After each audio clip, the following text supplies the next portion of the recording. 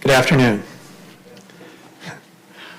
I'm Dave Baker, Director of the Program in Philosophy, Politics, and Economics. I'm so glad to welcome you to the 2024 PPE lecture. This is going to be one of those introductions where it's not so clear that the speaker needs any introduction. So in the separation of powers between the people you're going to hear from today, I see my role as a limited one to just mention some things that you should know about Professor Amar that he may be too modest to say himself. Akhil Amar is a native of Ann Arbor. He's not too modest to mention that. He takes pride in it. After completing college at Yale and law school there, he clerked for Justice Stephen Breyer at the United States Supreme Court. He became a professor of law at Yale at age 26 and remains still on the faculty there as the Sterling Professor of Law. He is the 18th most cited legal scholar of all time. And in particular, he has been cited in over 40 Supreme Court cases. He's the author of several books, most recently, The Words That Made Us. And he's also a podcaster. He has a popular and fascinating podcast, America's Constitution, together with co-host Andy Lipka. If you enjoy what you hear today, I recommend the podcast highly. Welcome, Professor Amar.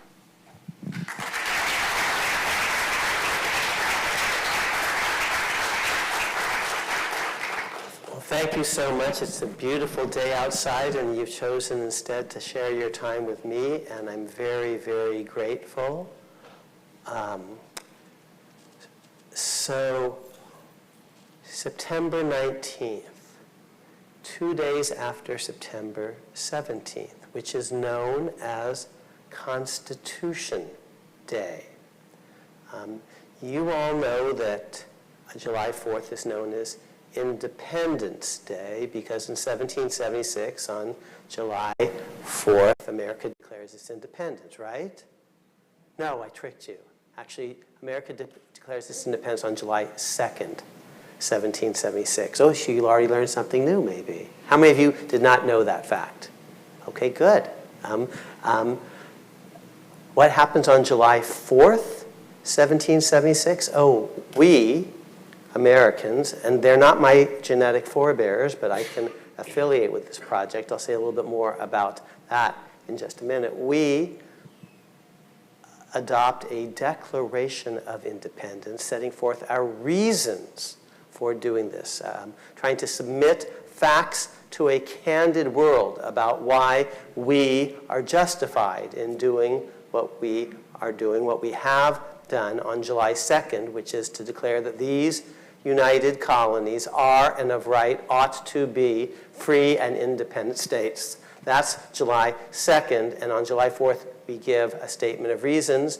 And you all know, of course, it was authored by Thomas Jefferson. Oh, but not quite, truthfully. He was one on a committee, and then the committee modified it, and the larger Continental Congress modified it. Oh, and John Adams would eat his liver, and did almost, literally, when Thomas Jefferson kind of grabbed most of the credit for what was a group effort. And we might talk about that just a bit. But that's July 4th, and you all know that's a special day. Some of you may know that June 14 is a special day. We call it Flag Day. I don't know what happened, actually. I think it was actually the first time the American flag was hoisted aboard a ship, but don't quote me on that. September 17th, we haven't got to the 19th yet, is Constitution Day, because in 1787, a group of folks meeting in Independence Hall. I think I got a picture of that up here somewhere. Come back. There's Independence Hall today. Released a plan. They had been meeting behind closed doors for several months. A group of delegates selected up and down the continent, presided at a conclave, a constitutional convention, we call it, presided over by General George Washington, attended, among others, by the great Benjamin Franklin, Dr. Franklin. James Madison was there, Alexander Hamilton was there, but not John Adams, not Thomas Jefferson. They were off in France, Jefferson chasing women and Adams keeping an eye on Jefferson. And so on September 17th, after months of deliberation, closed-door deliberation, they release, they make public, they publish a plan for how the United States should be governed going forward. Because the existing alliance among the 13 states that had unitedly declared their independence in 1776 wasn't working so well. Beginning actually, even before the Declaration of Independence, the Continental Congress starts to draft a kind of a blueprint for intercolonial, now interstate coordination, a kind of NATO-like alliance, a kind of EU alliance. They begin to draft that even before the Declaration of Independence is made public. It's called the Articles of Confederation. It's a kind of treaty, a league, and it's ratified by all 13 states in 1781, but it's failing. It's just not accomplishing its purposes at all. And so delegates from across America, although Rhode Islanders don't show up, meet in Philadelphia in the summer of 1787 to try to draft a new plan, presided over by George Washington, aided especially by Ben Franklin, at least rhetorically. These are the two people who are known across the world and across America. No one's ever heard of James Madison or Alexander Hamilton. So now it's September 17th, and they go public with the plan. And it begins with, so that's Independence Hall, and that's where they met. It's the same place, actually, where an earlier Congress, that we call the Continental Congress, had met in 1774 and 1775 and 1776, that generated the Declaration of Independence, which was drafted basically in the same hall. And now they have a new plan. This is the National Constitution Center. That's where the debate happened 9 days ago. And you see that the words from the preamble there, we the people. That's how their new plan begins. And the words are so familiar to you all that you don't pause to understand what they're really saying and doing. Okay? Nothing actually has been done yet. It's just a plan. It has no legal effect whatsoever. It's just a group of people meeting behind closed doors. But on September 17th, a year begins in which this plan is going to be put to a series of votes up and down the continent. And if successful, it's getting a little ahead of itself. It says, we, the people of the United States, not a few secret delegates, do, ...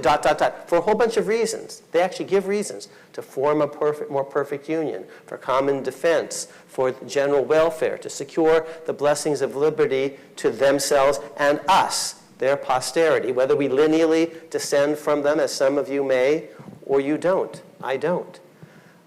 So they come up with this plan, and they're doing it for certain reasons, and they're telling us the reasons. Law rarely tells you the reasons. It just says, do this, don't do that. But here they're actually saying, we, the people of the United States, for a whole bunch of reasons, but now here's the key thing, do ordain and establish this Constitution for the United States of America. We're going to do something. We're going to vote on the thing. And if we vote yes, we will have just done it. These words are not mere words. They're actually a deed, a doing, an ordainment, an establishment.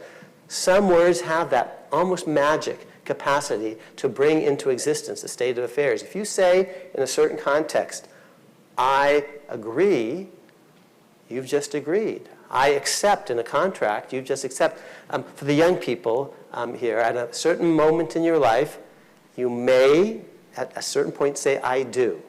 Be very careful at that moment, because you will have just done it. My wife and I just celebrated last week our 35th anniversary. But the saying was the doing. We do. That year begins on September 17th, 1787. We mark the 234th anniversary of that, or something like that. I haven't checked the math. Maybe that's a little wrong, but it's close. But okay. And then what happened on September 19th? I'm going to come back to the National Constitution Center, which is a really cool place. Newspapers begin to publish it, these are publishers making public, publishing for a public, for a republic, for a democratic society, what the plan is. It's short, not so judges 200 years later can make stuff up. That's not why it's short. It's short so that way back when, ordinary people could read it start to finish and decide whether they were for it or against it. Wow. The world, nothing like that had happened in the world. And the publishers, you see, they're free to publish it or not. No one's telling them what to do. There is freedom of speech and the press before there's even a First Amendment. There are no amendments yet, okay? But there's freedom of the press. And the publishers just intuit that first sentence is actually a pretty important sentence. If Joe Biden had been around back then, he would have whispered to Barack Obama that this was a big effing deal. Okay, that's what he said about Obamacare, but it was a hot mic. So they put in, that is publishers up and down the continent, many of them choose to put that preamble in especially big words because they understand this is a big deal. Now, that's September 19th. Okay, that's today, way back when. So 237 years ago or whatever. So we meet on this anniversary today of the Constitution going public in newspapers after the plan was released on September 17th. It takes a couple of days for the newspapers to compose it, to put it into type. And so that's, and this is this is chapter 1. My friend David, he was very, very generous, but he said one thing, truthfully, it's not true. No one who has ever met me would ever, in the same sentence, put my name and the word modest, okay? So I'm not, okay? I try to be honest, but I'm not modest. But a book that I wrote in 2005 called America's Constitution, a Biography, this is chapter 1, with the very pretentious title, In the Beginning, okay? But I do believe that this is the beginning of the modern world. And here's why. Because there had been self-government. Today, we look back and we see many of the limitations, the exclusions. Women aren't part of the voting process, except maybe a few in New Jersey, a few unmarried women. And there's slavery in every state, although it's in the process of being eliminated in half of America, the northern half. And there are property qualifications. And if we judge it by the standards of today, 234 years later, it sucks. Okay, but today hasn't yet happened. Okay, and today won't happen if this day hasn't preceded it. When you compare September 1787 to September 1786, or September 1785, or 1685, 1585, all the 85s back to the dawn of time, here's what you'll see. For in most places, at most times, the people are basically governed by thugs.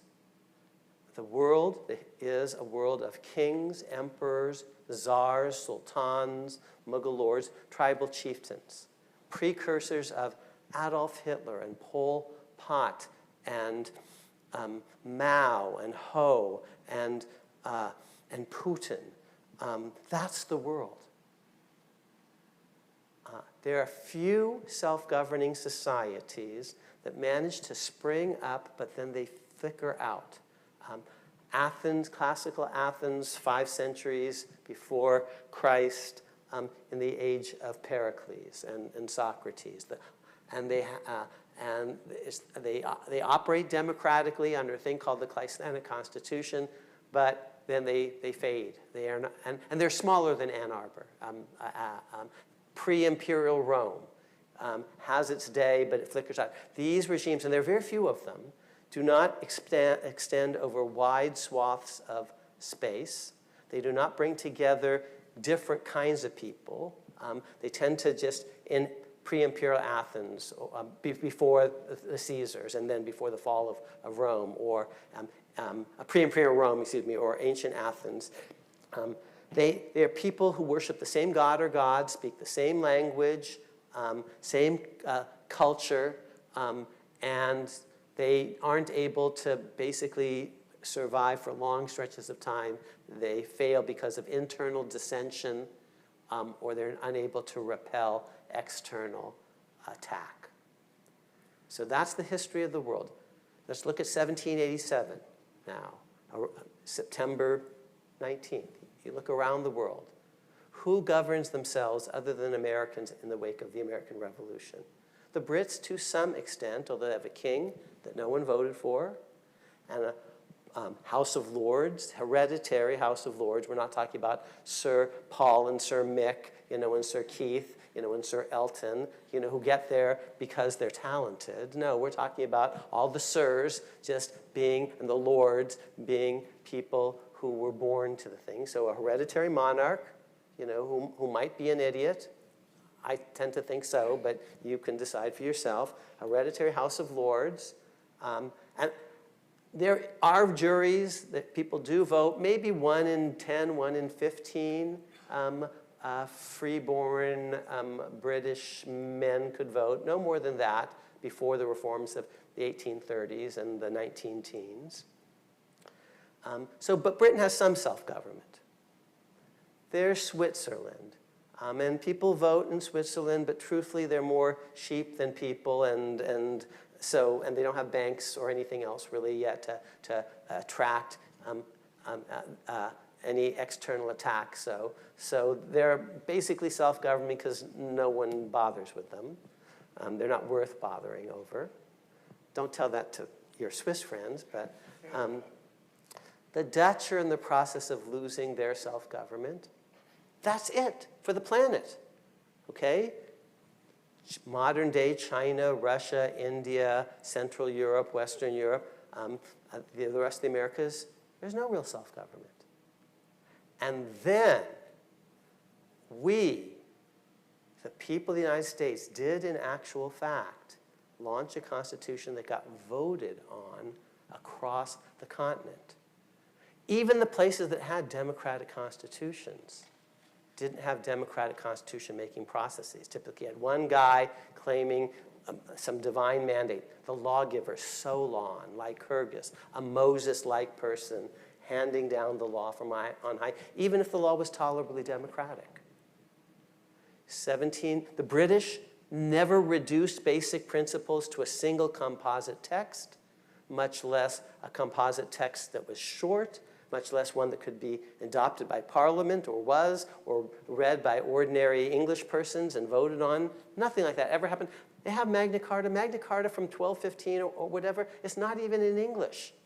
No one understands it at the time, and it's just a battlefield truce between one big thug and a bunch of medium-sized thugs who basically have a thuggish, truce of a certain sort. That's the Great Charter, okay? And to repeat, no one actually at the time can even read it. It's not in the vernacular.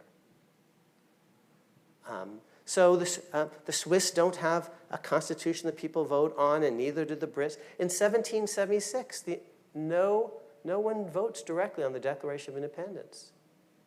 None of the state constitutions that launched that year were specially voted on. Now, Massachusetts, the Articles of Confederation from 1777 to 81, as they're gestating, 1776 to 81, are not voted on in any special way by the citizenry. In 1780, it is true, Massachusetts launches a state constitution that actually came before ordinary people meeting in town meetings. That's the first. New Hampshire follows suit, in effect. They started the process earlier, but they didn't really finish up until 1784. But apart from that, which are kind of, in retrospect, little teeny tiny dress rehearsals for the big show in 1787, 88, no one had ever done anything like this. So that's why I say in the beginning, because our modern world begins in this year, beginning in mid-September, and goes for the next 9 months or so. I call it the hinge of human history, the year that changed everything, because before this, there was almost no self-government anywhere. And today, even though the world is struggling and it's imperfect, half the world by population and land mass is plus or minus self-governing, often very, very broadly on an American constitutional model. In that, let's take India. I'm going to say a little bit more about my folks. They're from India. My mom passed away 2 years ago. My dad's still around. He's 95. When they are born in undivided India under the British Raj, they are governed by a king halfway across the world that no one voted for in the Indian subcontinent, a parliament that no one voted for, just like the American colonials. And my dad's still around. That's in a lived lifetime. And today, it's imperfect, but it's 1 billion people with a written constitution, many religions, many languages, moderately free and fair elections, a court, a Bill of Rights, some religious freedom. It's utterly imperfect. So was our regime today in the United States, by the way, but on an American constitutional model. That's 1 billion with a B people. You know, and Japan actually has a democracy of sorts that it didn't have 100 years ago. And there used to be an absolutist tyrant who sat on the throne in Paris. And now France has a pretty good republic. I don't think it's as impressive, frankly, as California. We'll talk about why. California is better to its racial minorities and ethnic minorities than the French are, linguistic minorities. Central Europe is struggling to be free, whether we talk about Hungary or the Czech Republic or Poland or Ukraine. It's not perfect, but half the world today, you see, is self-governing in a way that wasn't true on September 19th, 1787. So that's what we mark. We mark the beginning of the modern world, a democratic world. I think democracies pretty much, it's very uneven, but we won the last century, and I still like our odds going forward for all our problems. So that's what we mark today, this hinge of human history, this year that changed everything. The first sentence, I think, of the book, once I start with this utterly pretentious title, it started with a bang. And I mean the Big Bang. This is before Sheldon Cooper and Kutropali. I wrote this book back in 2005. But the Big Bang gave, since I'm here with a philosopher of physics, I'm told a kind of, it created a certain dynamic that has unfolded. It created a certain explosion that is still radiating out across the cosmos. And I think this remarkably democratic act that happened here in America in 1787, 88 has continued ever since then to radiate out in space across the world. And in time, the American project has actually gotten better over time. And these are consequences of the Big Bang. What's the first thing ordinary people, when they see this thing on September 19th in the newspapers, first thing they say is, dudes, you forgot the rights. Where are the rights? State constitutions have bills of rights. Why didn't you have one? And we can talk about why. The answer is they were tired. They made a mistake. They did. That happens to human beings, okay?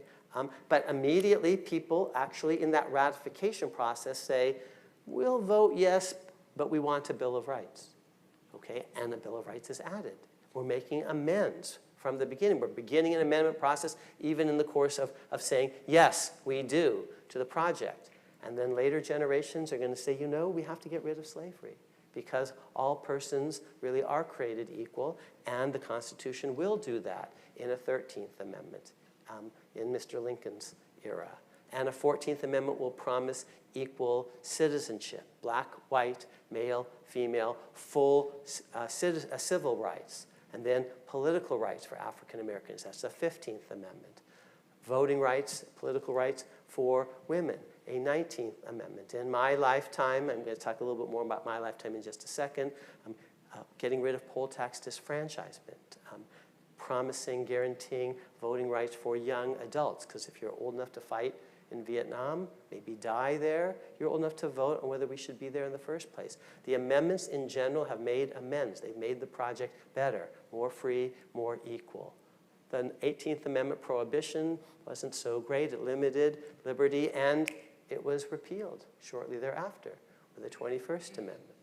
So that's why we're meeting now. That's why September 17th is Constitution Day. I've adjusted it just a little bit to get you to the 19th since we're meeting on the 19th. And so you can see we could think about this as Constitution Day meets a free press. You see that? September 19, 1787. That's the first published version of the United States Constitution, and they published the whole thing, start to finish, because it's short so that people can read it and decide whether they were for it. See, back then there were these things, they were called newspapers. Okay, and for the students in the audience, there was this thing called reading, and some people actually did it. And I'm joking because you're here. You know, it's the people who are playing frisbee. Who need to hear this. Okay, and today, I encourage you to go to this place. It's 3 blocks away from Independence Hall. It's on axis with it, the National Constitution Center. How many people have been there? Anyone who was there who didn't like it, and be honest, raise your hand. I think it's a really cool place. I encourage you to go there. There was a presidential debate there last week, in case you missed it. And cards on the table, I'm ridiculously, a fan of this place because I helped found it. It didn't, when I was your age, it didn't exist, and now it does. And it exists in part because we need to remember who we are as a people. And the Constitution is central to that. I'm about to end. We're going to have a conversation very, very soon. I'm going to tell you who I am, and then you're going to ask me questions, and we're going to talk. Here's why we have to know the story of our Constitution. Because without it, we don't have anything else in common. We don't have race in common. Many races and ethnicities here in America. That's not true in Sweden. It's just a fine democracy. We don't have religion in common. Some of our families came very recently. I'll tell you the story of my family in just a couple of minutes. Other families came hundreds of years ago. Some with bullwhips in their hands, some in chains. We don't have the kind of cultural homogeneity where we can say, well, everyone here has read the great, the canonical texts of this culture. In Germany, everyone has read Goethe or something like that. In England, everyone has mastered Shakespeare. We don't have that here.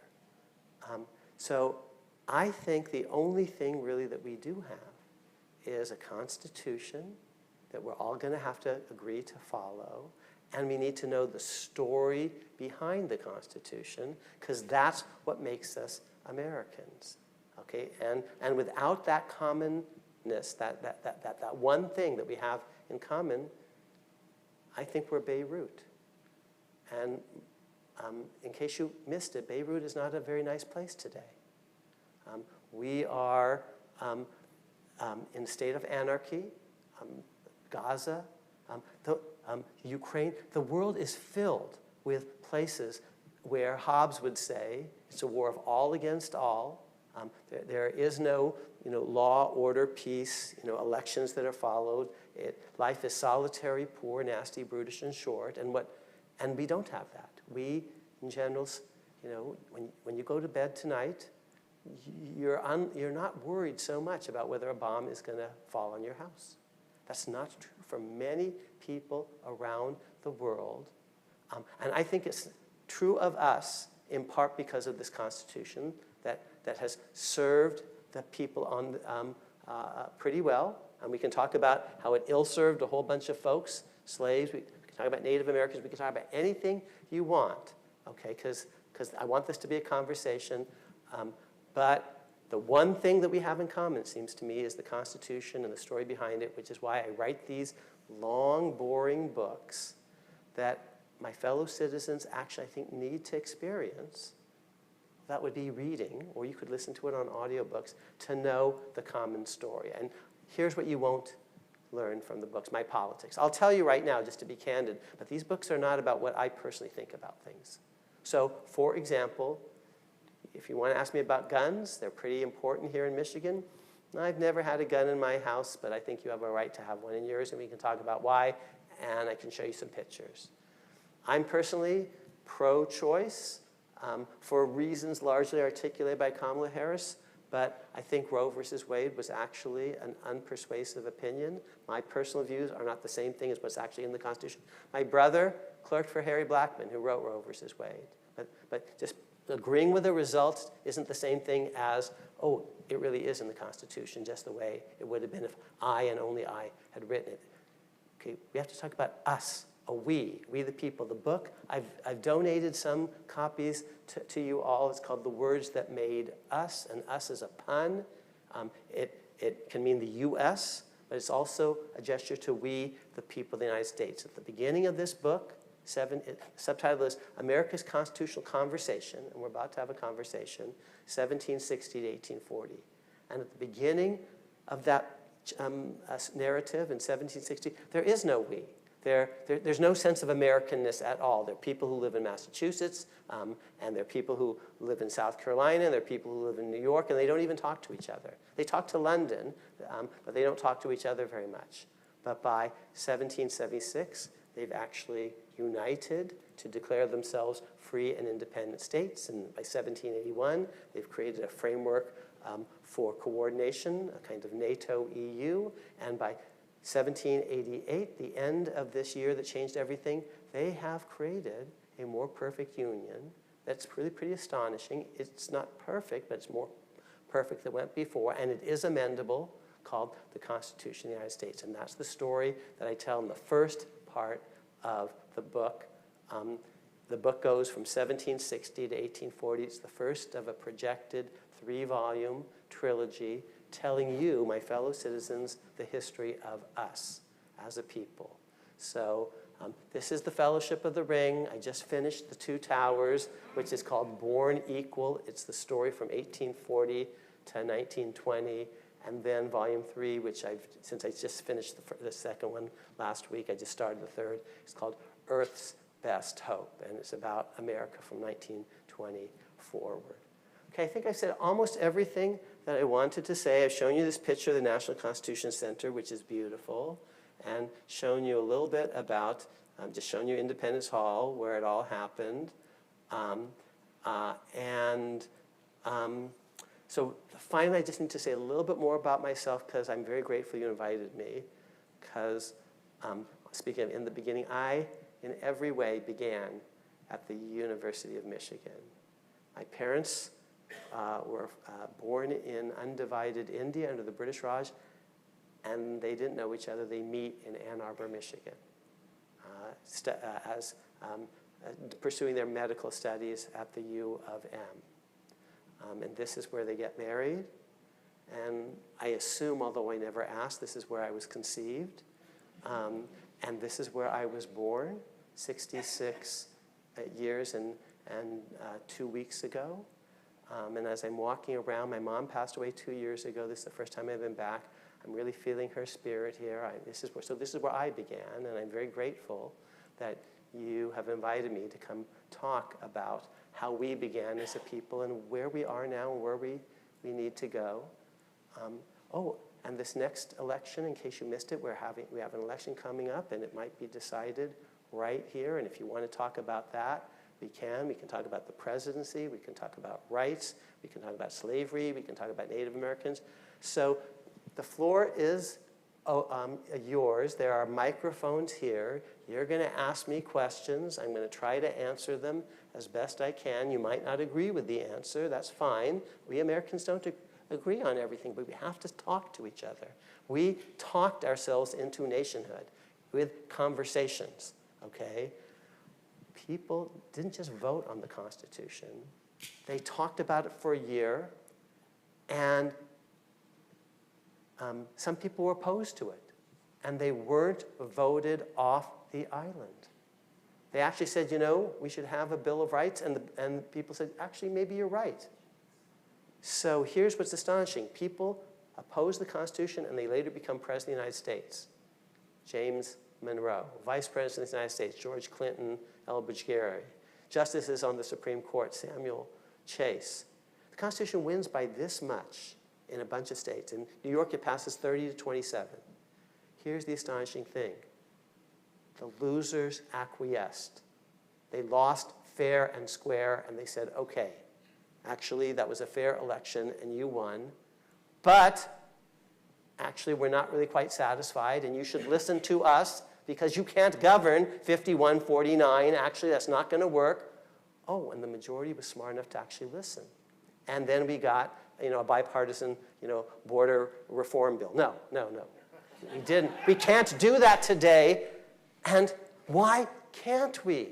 Okay, because we did it before. We've done it before. I want you to see the stories about how that in fact happened, because this is not the Lord of the Rings fantasy. Stuff actually really happened, and you should know how it happened and who did it and who stepped back sometimes from the brink and how people came together who didn't agree on everything, because welcome to the world. So that's why I want you to read the books, listen to the podcast episodes.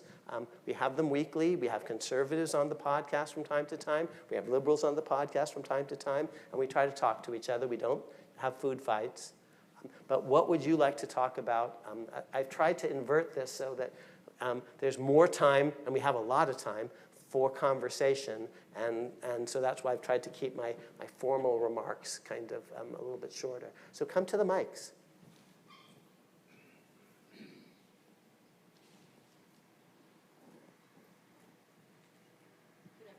Good afternoon. Can everyone hear our friend? Is it on? Elise will help us. She's very helpful. They're very helpful. Thank you, Elise. Thank you. Freedom of the press, social media platforms. Yes. Where do we draw the line? Well, freedom of the press is a freedom for those who own the press. The Constitution recognizes rights against government.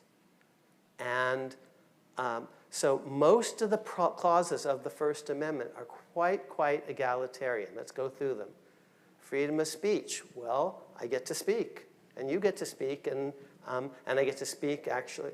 And now, free exercise of religion. Well, I can have my idea of the divine, and you can have yours, and each of us has one equal soul. In a petition, I suppose you could sign, there's freedom of petition. You could sign your name 20 times, but it's going to be counted once in the petition. There's freedom of assembly. That means in a gathering, each of us has one body that shows up. Freedom of the press isn't quite like that. It's about printing presses.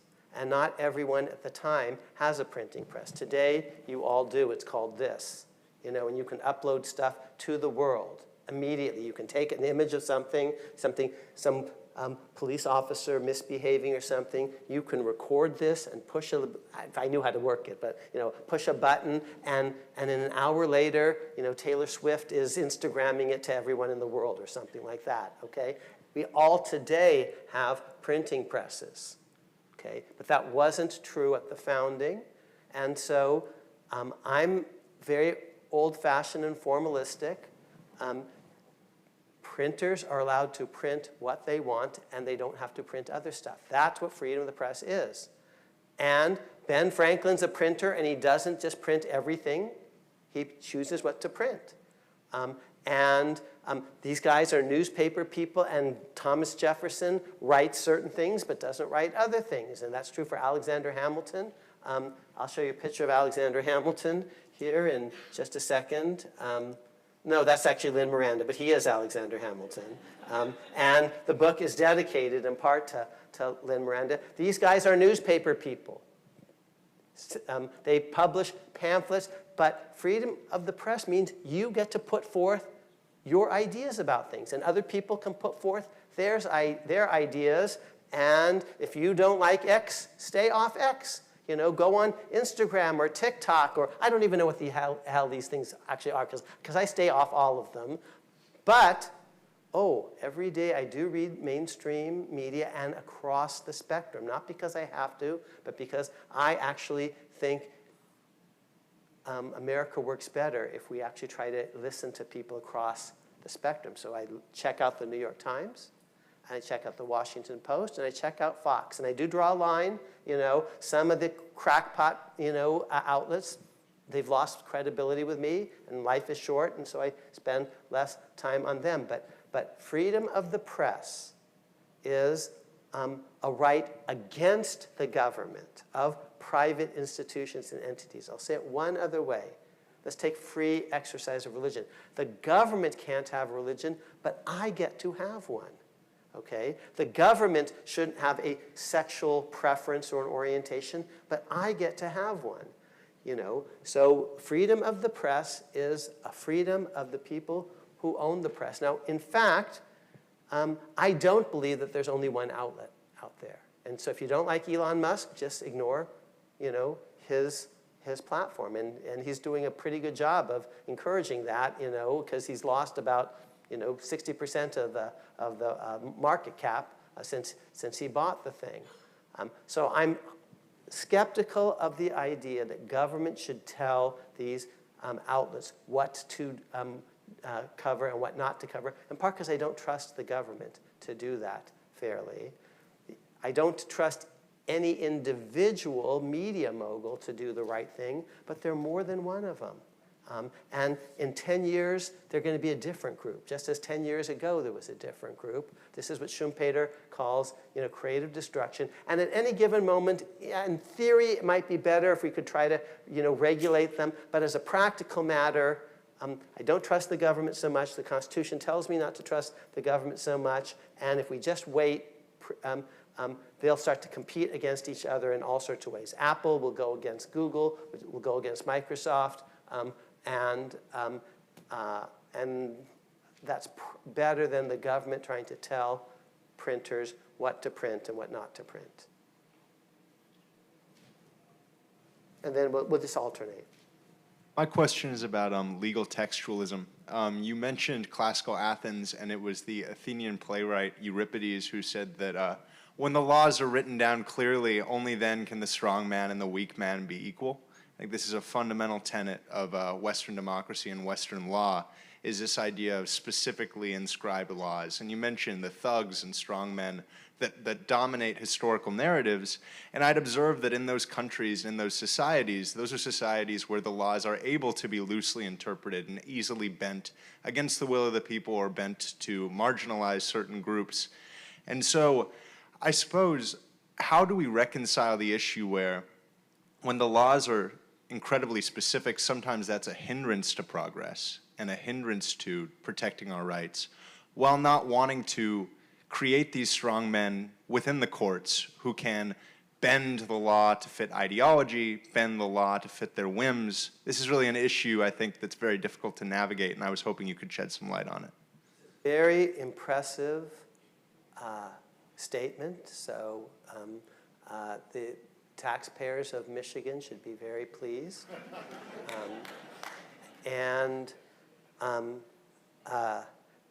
Yeah, I think when I was your age, the only thing, if someone asked me to use Euripides in a sentence, I think I might have said, this is from The Simpsons, Euripides pants, Eumenides pants. But so let's start with the fact that the Constitution is written for ordinary people. It's short so that people could read it, start to finish, and debate it over a year, discuss it with their family, with their friends, their neighbors, their fellow parishioners, debate it with their political adversaries. So the first thing, I think, to do, and most statutes aren't that way. They're very complicated. They're crafted by lobbyists. They're all sorts of, they're sometimes impenetrable by design. Think the tax code and all the regulations affiliated with the tax code.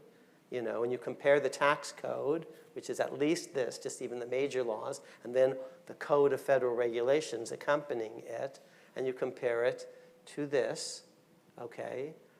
And John Marshall, in a case called McCulloch versus Maryland, says that the Constitution cannot partake of the prolixity of a legal code. It would never be understood by the public mind, okay, by the public, by the people. So it came from the people, it has to be voted on by the people, and they wrote it so that it could be read. There's still going to be ambiguity. Welcome to the nature of language and the universe. There are going to be all sorts of hard questions. But they did write it so that people could read it. So the first step is encouraging all of your friends to read the thing and to reread it, to read it fairly regularly. Your friends, my friends, are much better at memorizing and reciting some of their favorite songs than they are they couldn't recite, most of our friends, even a paragraph from the Constitution, okay? And they can actually recite at great length, you know, other favorite texts of theirs, including, you know, favorite songs or scriptures, okay? So we have to read it, encourage other people to read it. And if we do that, I think it helps us a little bit keep a check on judges who might be tempted to make stuff up, as they have over the years. Let's take, and this is the new book, the Dred Scott case. Dred Scott says blacks can't be citizens, even if free, even if born free, even if your father was born free, even if your grandfather was born free in Massachusetts and fought at Bunker Hill and voted on the Constitution itself as free blacks did. Let me show you. There are various versions of the Battle of Bunker Hill this is the death of General Warren at Bunker Hill. There are different versions of this. I'm going to show you the one at the Yale University Art Gallery because it's the nicest. You see the person on the far right there? That's a black person. There were black people at Bunker Hill, okay? But Roger Taney and a majority of the Supreme Court said, oh, black people can't ever, ever, ever be citizens. He just made that up. He pulled it out of his judicial ass. He did. And he also said that the federal government could not prohibit slavery in the territories. And you look at the text and say, it says the exact opposite. It says Congress has plenary power to make all needful, well, we can look at it together. My best recommendation for reading the Constitution, if you really want to get into it, would be the Interactive Constitution from the National Constitution Center. It's online, and for each clause, they actually have a couple of different essays. One written by a liberal, one written by, actually three. A liberal essay interpreting the clause, a conservative essay interpreting the clause, and one that the two of them came up together. Here's what we agree on. And then, so if you just look here, so hold on, U.S. Constitution. So let's just look together at Article 4. So Article 4 says that, I got to find it here.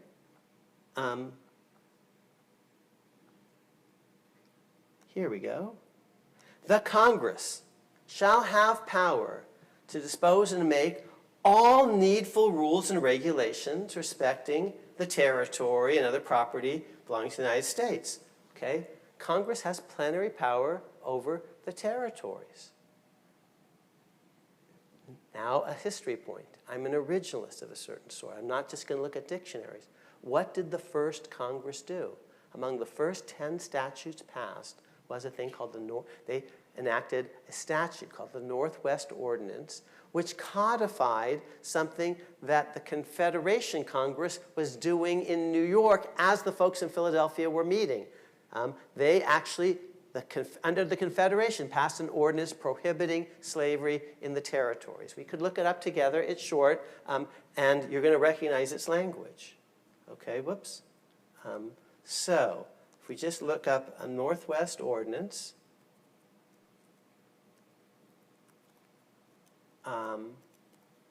and its text, and let's see if we can just pull it up here.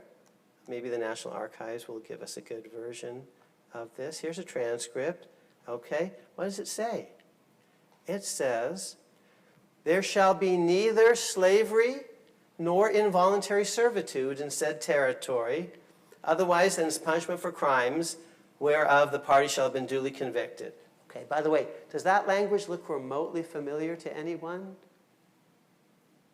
No slavery, involuntary servitude, except for punishment of crimes. You're nodding your head. Where else have you seen that language? Amendment 13. It's like Jeopardy. Yeah. You know, could it be the third? Yes, is it the third? Yes, yes, yes. It's almost word for word the 13th Amendment. So let's go back. So you're next, my friend. So that you know this is great. We're going to go back to the Constitution.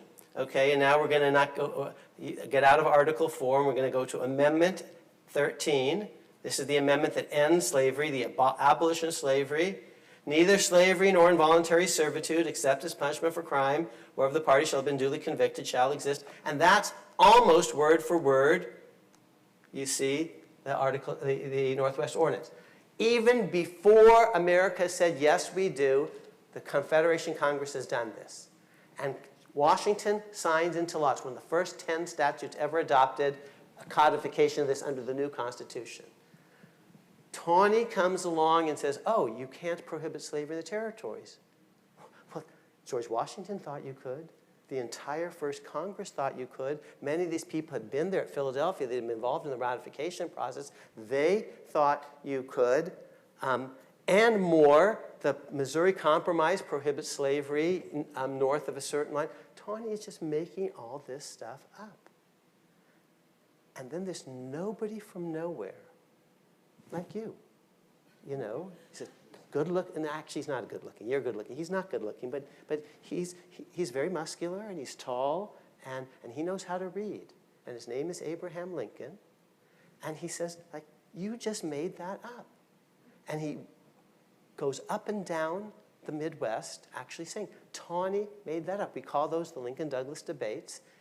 He gets more votes in Illinois, but he doesn't quite, you know, for electoral college-like reasons. There's an indirect election of senators at the time. He gets more votes, but he actually doesn't get elected to the Senate. But 2 years later, he runs again, and he wins the presidency on a platform of taking the Constitution seriously. He gives a speech, and you should read it. It's an amazing speech. It's one of the centerpieces of the new book that I just finished called Born Equal.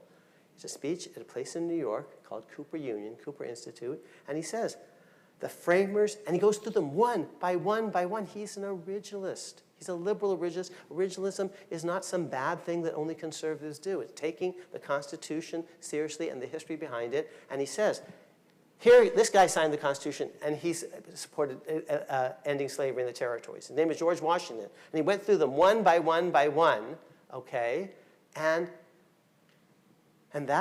He wins only because there was a culture in which people actually were willing to read the Constitution, read his speech, and it took more than a little tweet to make the argument, you know, 140 characters or whatever it is, 280 now. And so, yes, it only works. The Constitution is short so that it's a special law for all of us, but we have to read it and reread it. And we need to know the history behind it. Now, unfortunately, to know the history behind it, well, these are long books, but they'll give you a lot of the history behind. And then once you know that, you can run for Senate, or you can run for the House, and you will actually do a good job because you will actually know what you've taken your oath to. And when the Supreme Court makes shit up, which they did, for example, in the Trump immunity case, which we can talk about, you can say, it doesn't say that at all. You just pulled a Dred Scott. When they refused to enforce, racial equality, as they did in Plessy versus Fergus, you can say, it says it right here. It says equal, okay?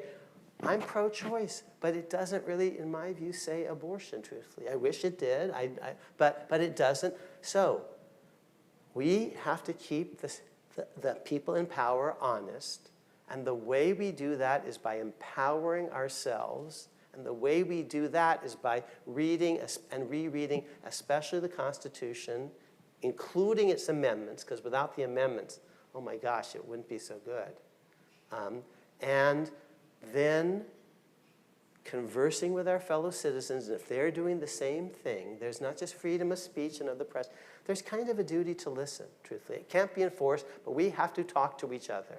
And if we don't, we die, because it's the only thing we have in common. But the Constitution is pretty impressive in its specificity and generality. And if you want a really interesting meditation on why you can't be super specific on everything because the world is too complicated, read tonight. It's a short essay. It's the Federalist number 37. I'll put it up on the screen. What are the Federalist Papers? We call them Federalist Papers. They would have called them Federalists. They're a series of 85 newspaper op-eds saying, support the Constitution, vote for the Constitution. They are anonymously published under a pseudonym Publius, but it's James Madison and Alexander Hamilton mainly, along with John Jay. The easiest online version of the Federalist is the Avalon website, which is at Yale. It's free, but I tend to use the Avalon website. And if you read the Federalist number 37, okay, it's all about how hard it is to put things into words, even if you're not trying to be weaselly about the thing. It's a very sophisticated exposition of the epistemic, ontological, I know those are big words, and linguistic difficulties of trying to be, precise, especially even when you're trying to talk about pure things in the natural world, like pi, if you're a Platonist or something. But then you get to the biological world and the social world, and does the universe have clean choice? What can you say about search and seizure? Because there's so many different kinds of search and seizure. So what you end up saying is they can't be unreasonable. Now that's something, but what does unreasonable mean, and how do you cash that out, and what's the relationship between that and warrants and probable cause? So, but you're interested in these interesting, difficult questions of language and communication. Read the Federalist 37. It's a short op-ed. It'll take you about 5 minutes tops to read. It's pretty profound. And what a culture. The goal is to get people to just say yes. But instead of a 280, character tweet, I hate Taylor Swift. Well, thank you very much, Donald Trump. That tells me a lot. I already knew that she didn't endorse you. This is a sophisticated, philosophically sophisticated meditation on the possibilities and limits of language. Wittgenstein, the later Wittgenstein, avant la lettre, in fascinating ways. Federalist 37. Your name is? Hunter Ryerson. Very impressive. What year are you in? Freshman. Couldn't have done that as a freshman, so thank you. Please. Back to follow. No, you already did. You knew the 13th Amendment, my friend. Well done. My question came out of something you said about half an hour ago. The word sucked came up. The word? Sucked, S-U-C-K-E-D, Yes. when it referred to the Constitution as originally written sans amendments. Yes. And I have to reach the younger generations. naturally. No, I'll use a stronger word because I could well imagine somebody coming with 2024 sensibilities and understandings of the world in general as seeing this and understanding what it meant and say, well, this is an abomination. Yes. Well, women can't vote, and Yes. people of color, and Right. on and on, judging it By as today. something now. Yes. And then you also mentioned Lincoln and Shakespeare and Washington, and in a similar vein, we have in recent years seen similar judgments of folks 160 years ago, 400 years ago, judged by 2024 Cancel or culture. 2020. Yes. Well, I don't. Well, I'll wanna say it, yeah, even yeah. though you did, but this is the risk. And I'm wondering if you could speak to that, because it seems very Great. fraught. Yes, it is. So the Constitution is an intergenerational project. It begins in September 1787, but it's the Big Bang. It continues to explode and grow. You have to focus on the amendments, and you have to then think at least 3 different ways. One, think about it at the time. Think about something at the time. Okay, 1787 compared to 1786. And if you're not thinking that, at least in part, someone in the history department here would say you're thinking anachronistically, out of time. You're not judging. And judge, let's take women voting. Women had never voted anywhere in large numbers in any democracy or republic anywhere in the world. They didn't vote in Athens. They didn't vote in Rome, in Florence, in Switzerland, in the Dutch Republic, in any of the colonies, in Britain, I think I said, except a few in New Jersey. Now, and why? Okay, I'm going to do 3 time slices. What happened then, how we should think about things today, and what we want the future to look like. 3 different lenses. So, for one, there's not secret ballot, and there are marriage rules in place that allow men to beat their wives. This is called, well, they don't call it that. They say the law of moderate chastisement. I write about all this in my books. Sometimes it's associated with the rule of thumb, which means that he can beat her as long as he doesn't use a stick thicker than a thumb. It's not clear it's his thumb, the judge's thumb, a reasonable person's thumb. So, if there's not secret ballot, and she's married, she has to vote the way he tells her to vote. So that's not very much that's not a very feminist thing. Here's another thing. Forever, going back to the ancient Athenians, arms bearing and voting were linked. Those who fought for the polis, for the republic, bore arms and voted, and those who voted bore arms. Well, women don't fight, so women don't vote. There were a whole bunch of other things also going on. But just to repeat, women never voted before. And then the interesting question is how women end up getting the vote, because they can't vote themselves the vote. And I tell that story in the book, Born Equal. I have 4 main characters. Elizabeth Cady Stanton, Harriet Beecher Stowe, Frederick Douglass, and of course Abe Lincoln. And I'm telling the story of how black equality and women's equality come to become the dominant themes of the era eventually between 1840 and 1920. We start with slaves groaning in chains, millions, male and female, and go through the abolition of slavery, civil rights for all, voting rights for blacks, then voting rights for black men, then voting rights for women. It's an astonishing story. And by 1920, women are voting equally everywhere. Okay, and that story, human beings are acting, and the Constitution, they're doing it through the Constitution. It doesn't end in 1787. The project kind of begins then. So you have to think about the world as it was when these constitutions were adopted or when these amendments were adopted. 19th Amendment seems really amazing, right? Women vote, women get the suffrage. But from a certain point of view, it sucked because, of course, women didn't vote everywhere on whether women could vote. If they did, you wouldn't have needed the 19th Amendment quite so much. So, the people who are deciding to give women the vote initially are largely men. Where do women get the vote first in America?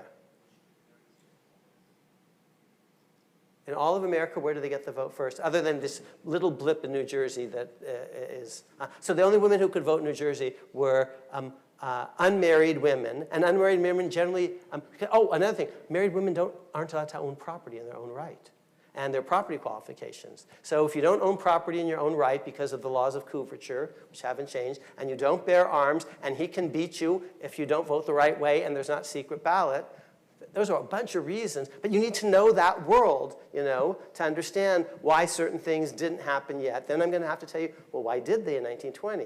Oh, well, we actually have wars in which women are participating as equal economic supporters, Rosie the Riveter avant la lettre, and we've changed rules for married women state by state, so now they actually can own property in their own right, and we've changed the rules of coverture on whether he can beat her, and we have secret ballots called the Australian ballot. It comes in. So you need to understand, all these things. But take the 19th Amendment, women don't get to vote everywhere on whether women vote. But why is it? Where did the first women vote in significant numbers? Because New Jersey, it isn't quite. Anyone know? Wyoming. That's right. And my friend Elizabeth knows. And do you know, by the way, the two nicknames for the state of Wyoming? Wyoming, most states have one nickname. Okay. This is the Wolverine state, presumably, right? California's the Golden State. Okay, Nevada's the Silver State. New York's the Empire State. Huh? Great Lakes State. Oh, this is the Great Lakes State? Okay. See, I haven't been in Ann Arbor in a while. Okay. But, thank you. Wyoming actually has two official nicknames. It's the Equality State and the Cowboy State. No, you look it up.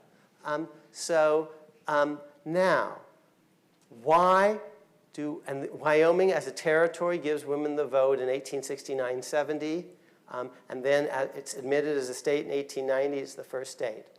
Why Wyoming? Why is that the first place where women get the vote? What? That's right. No, not hardly any people. No women. In 1869, the men outnumber the women 6-1. And they are, in a word, desperate. They are so desperate. And not because they just have to talk politics with, females. Their motivations are a little more mixed than that. Okay? But they're so willing to... So the un-PC part of the story is that men do this because they want to attract women. The PC part of the story is they actually have to ask themselves what would attract women. They have to ask themselves, what do women want? Which is a question that has perplexed men forever, in all societies at all times. But here's the thing. They actually, and the Greeks, they're great, comedies about this in ancient Athens. They actually at a certain point say, well, the women say they want the vote. They say they want equal pay for equal work. What if we gave it to them? Okay? So they're taking seriously the likes of Susan B. Anthony and Elizabeth Cady Stanton and others. So it's a really, and then the sky doesn't fall. Okay? And Idaho and Colorado and Utah come on board. This is the Brandeisian idea of laboratories, and the sky doesn't fall. So telling the story, how reform happened. Why did it happen when it did? Why not before? Why not afterwards? Why this much and not that much? Why did black men get the vote so much before white women? And one reason is because Denzel Washington fights, alongside Matthew Broderick in, the Massachusetts 54th, and women aren't yet on the battlefield. That's part of it, and there are other political reasons that are explained in Born Equal, because black voting is going to help the Republican Party, and women voting isn't going to make a difference because it's going to cancel out. The women are probably going to vote pretty much because there isn't yet a massive gender gap the way there is today in likely presidential voting. okay? So 3 time periods. What was the world then? And you need to just understand that, okay? Then, is the world the same today or different? Maybe we'll talk about why they had the Electoral College if you want to know, and some of the reasons are disgusting. But maybe today the Electoral College might make sense for a different set of reasons. You have to think about what the world was then. Guns were different then. So what the world was then, if you're talking about the Second Amendment or something, what the world is today, and what you want the world of the future to be. They're thinking about the blessings of liberty. They say it in the preamble, for themselves and, quote, our posterity, for ourselves and our posterity. So you have to think about all through, what world do you want to bequeath to the next generation? I believe that almost every generation has actually made amends and made the system better. I think the Constitution was better than what went before. I actually think American independence was better than the Brits. That's in the beginning of this book, The Words That Made Us, because I think George III was a nitwit. So I think the American Declaration of Independence, independent America, was better. And I think the Constitution was better than the Articles of Confederation for reasons I'll explain. And then the Bill of Rights made it better still.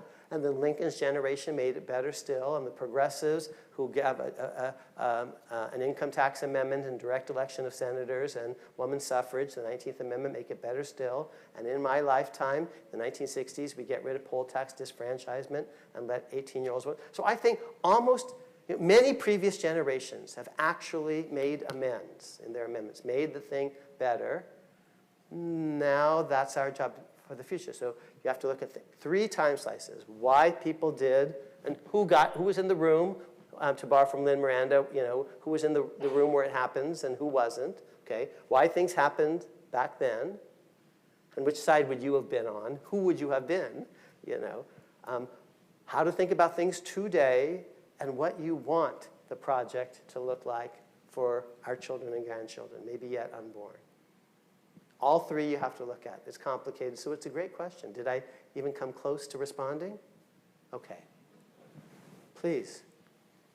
I learned recently about Horace Mann and his campaign for common schooling. Yes. And how he believed that the implementation or the adoption of public schooling for at least all like white men in America, no matter their status or economic standing, would break the social barriers within the developing country and kind of promote a sense of national identity. Like he had 2 points of it should be the right of the government, and also he aligned it with Christian values to educate the youth, as well as saying that in our time of our developing country, we need to utilize education to develop a national identity and develop national values. I feel like my question is that now that education has become so contentious, and in addition to Federalist Paper 37 and how hard it is to teach about government and civic education without, I don't know, misinterpreting something or maybe pushing it some type of way, what do you feel that education is still a viable way to teach the values of civic engagement and cultivate a national identity? And if so, how can we avoid the ills that Federalist Paper 37 alludes to in the difficulty of talking about government and passing it on to the next generation as they enter the electorate? Your name is? Sean Kelly. Sean, great question. Every one of the first 6 presidents advocated a national university as a national mixing bowl, as a place to create a cadre of leaders. That's George Washington all the way through John Quincy Adams. George Washington, John Adams, Thomas Jefferson, James Madison, James Monroe, and John Quincy Adams all believed in a national university as a way of trying to create a sense of Americanness, especially for the creme de la creme. And there were very few national institutions at the time of the American Revolution. There were only about 9 colleges, very small, each graduating somewhere between, in a given year, 12 and 36 people. That's about it. So maybe 24 people graduate from Yale, 12 from Dartmouth, or something like that. So the 9 are the oldest 7 Ivies, all except, modern-day Ivies, except Cornell, which hasn't been born yet, plus William and Mary, and what was then called Queens College, but which today is called Rutgers. And back then they called it King's College, and it's now Columbia, and they called it the College of New Jersey, but it's now Princeton. So just a few institutions of higher learning, very few people had college degrees. And even those places tended not to be national. If you were Southern, you would go to Princeton. If you were a Yankee, you'd go to Harvard or Yale. Later on, there's one national institution that emerges. It's the Continental Army under Washington, and it creates a sense of national identity. And at the Philadelphia Convention, in 5 different, there were only 39 people who signed the Constitution, 55 people overall, and in 5 different states, actually, one of the people is one of Washington's aides de camp. Hamilton in New York, and Mifflin in Pennsylvania, and Charles Coatsworth Pinckney from South Carolina, and Randolph from Virginia, and I'll remember the other one in a moment. But so there are not very many strong national unifying institutions. Later we're going to get a West Point, but that's military that's going to try to create a national identity. So you asked 2 questions. One about creating a national identity. Some people today believe in national public service for that, for young adults, whether mandatory or strongly encouraged with tax incentives or something, like an American Vista or Peace Corps. I have a friend. He has created an amazing nonprofit, and he's not making money off of it himself. I'm on the board. I really admire this project. His name is David McCullough.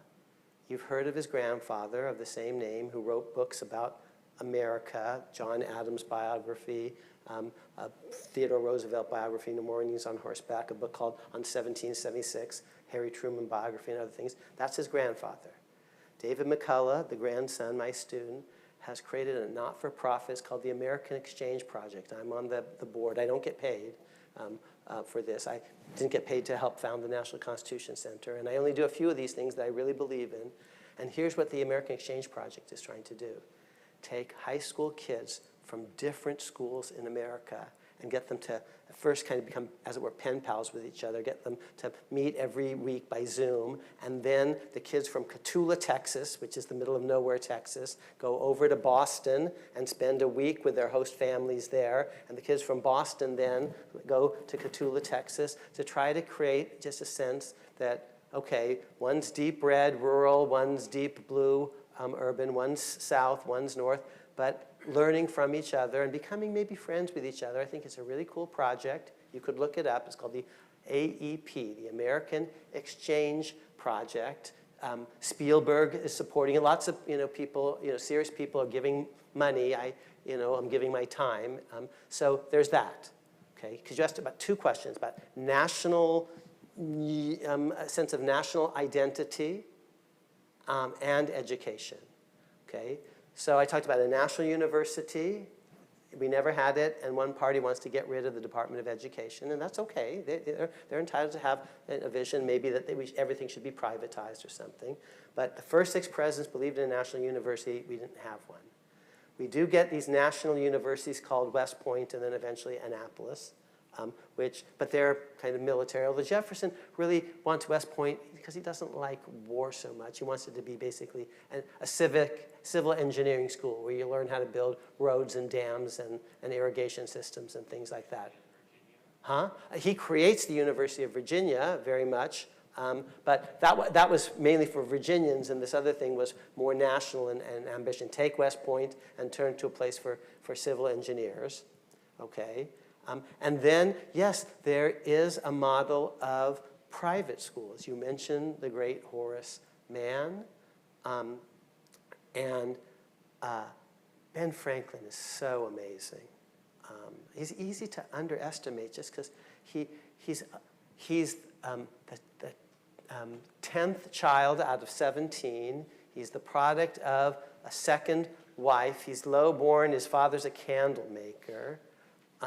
He's a total genius. And he writes, a self-made gazillionaire with a newspaper empire, like kind of Rupert Murdoch style. But he writes, he gives people advice, as Poor Richard, you know. Early to bed, early to rise, makes a man healthy, wealthy, wise. He's giving you good advice, like, you know, get out of bed, okay? Do something, get off my lawn. Or, you know, a penny saved is a penny earned. You know, be frugal. He's giving people all sorts of really interesting advice as Poor Richard. He's going to actually help get the French to fund the American Revolution, without which we lose. He's contributing to an end reducing pollution, because the Franklin stove is actually less smoky and less polluting. He comes up with a lightning rod, which will mean fewer forest fires, which will be better, you know, for the planet. You know, he invents bifocals, without which I couldn't see a damn thing. He brings you know, he's the American Prometheus. He brings fire from the sky and teaches Americans that static electricity is the same thing as lightning, and you can store it in Leyden jars. And wow, he believes in public lending library.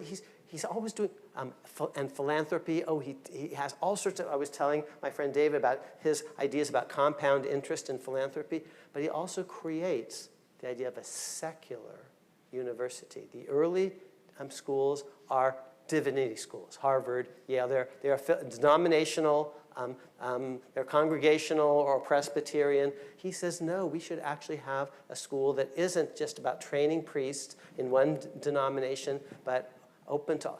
So there's, and we call that the University of Pennsylvania. And that's Franklin's idea. That's a great idea.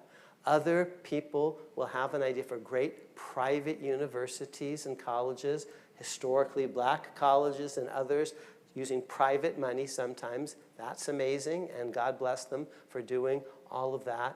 And don't forget Lincoln, because Lincoln, you know, was trying to unify us north and south and east and west with the Transcontinental Railroad.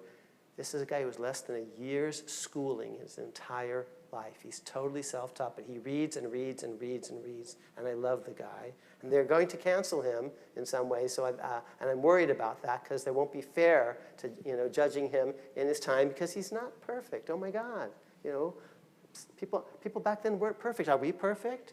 You know, what will the future think of us? Oh, we eat meat, and we haven't been maybe fair to friends who were differently gendered. And another side would say, oh, and they sanctioned the slaughter of innocent unborn human life. I don't know what the future will say, you know, because we don't know. And they didn't know what their future was going to be. We don't know what ours will be. But Lincoln signs into law the moral act that provides federal funding for great land-grant universities, like the University of Wisconsin.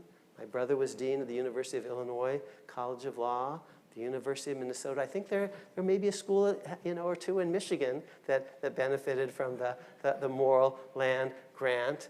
And the guy believes very much in education. And he believed there was a role even for the federal government in at least encouraging that sort of thing. And one bit of advice I would give to you is, if you're really interested in education and national unity, spend as much time as you can learning about Abraham Lincoln. The guy is astonishing on both of those. Really great. Thank you, Sean. Thank you for being here. Appreciate it. To borrow a phrase, Congress sucks, both in the scheme of our broader government, in defending its own prerogatives. Ambition, counteracting ambition, is more ambition for your party instead of ambition for the institution of Congress. So when the president is of your party, administrative actions are reasonable enforcement of the law. When the president is of the opposite party, the president's actions are blatantly unconstitutional. Right. And then within Congress, it's been dubbed a parliament of pundits, where most members of Congress care more about getting cable news hits on Fox or MSNBC Right. instead of legislating. Right? Committees aren't actually doing legislative work. Right? Congress passes continuing resolution after continuing resolution instead of passing an annual budget. When which they is what they're even do doing right that, like this week, Yeah. So Congress, both within, as an institution, members aren't legislating. Right. And outside of the institution, the body isn't legislating and defending its legislative prerogatives against an overzealous president. What kinds of structural changes, if any, not necessarily to the Constitution, but maybe just to how Congress functions, do you have ideas that might help I address agree. some of those issues? And your name is? Jeremiah. Jeremiah, I agree, Jeremiah, with much of your diagnosis. I do. I've testified before Congress at the invitation of both parties over many years, and it's not what it used to be. There are only 100 senators. 4 of them are my students, and I'm not proud of all of them. And they're from both parties. There's Josh Hawley and Cory Booker and Mike Bennett and Chris Coons. Okay? And I have lots of members of the House that I know, and some are my students. And it was way better 20 years ago. It really was. And you're right in that they're just spending their time tweeting, and they're not actually doing serious policy work. So I agree with all of that. You also said that they're not sort of asserting their institutional prerogatives, Federalist 51, like it's really a separation of powers and parties and not powers, and you're echoing a critique of one of Elizabeth's co-authors, Rick Pildes. He writes an article in the Harvard Law Review with Darrell Levinson called Separation of Parties, Not Powers. So you're right about all of that. If you want Congress to be, better and more assertive at protecting its institutional prerogatives, the person you'll want to read is the work of another one of my students. He's written 2 books about the legislature from a constitutional point of view. His name is Josh Chaffetz. He's a Rhodes Scholar, and he wrote a book called, he's now a professor at Georgetown, Democracy's Privileged Few, and the other one is called Congress's Constitution. And he has some specific thoughts about this. I quite love him. He's a very impressive guy. There he is. And does he have a Wikipedia page? I bet he does. Yeah, because he's substantial.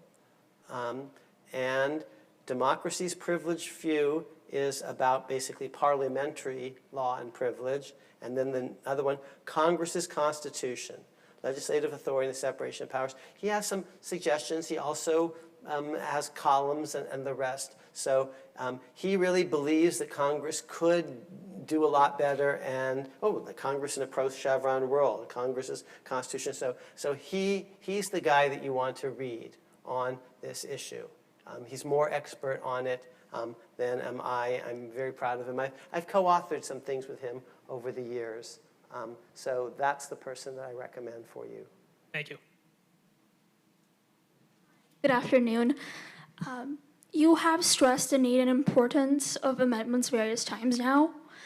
What do you think of the reluctance that can be observed in the general political landscape right now to actually amend the Constitution? Would you argue that it's a recent development? I imagine you would say that it's in stark contrast to the early American leaders to acknowledge the Constitution as a piece of flawed work. What do you think of the consequences, the scope of consequences that has, and what does it mean for us as a nation and our relationship with the Constitution? Your name is? Fatima? That's a brilliant question, and you began to answer it because if it were just the Constitution's fault, we wouldn't have had many amendments ever. But we had 10 right off the bat, 12 proposals, 10 were ratified immediately, an 11th became our 27th Amendment years later. So, and there was this thing called the Reconstruction, 13, 14, 15. There was a whole cluster of amendments in the 19-teens and again in the 1960s. So if it were just the Constitution, how to explain these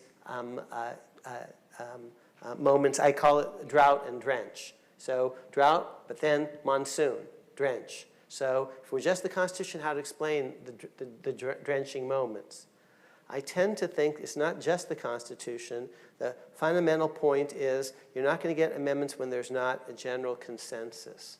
Right now is a very unpromising time, perhaps, for amendment because half the country is trying to yank us very hard right, and half the country is trying to yank us very hard left. That's going to be perhaps an unpromising time for an amendment that ideally you want to reflect a certain kind of consensus because you want it to last.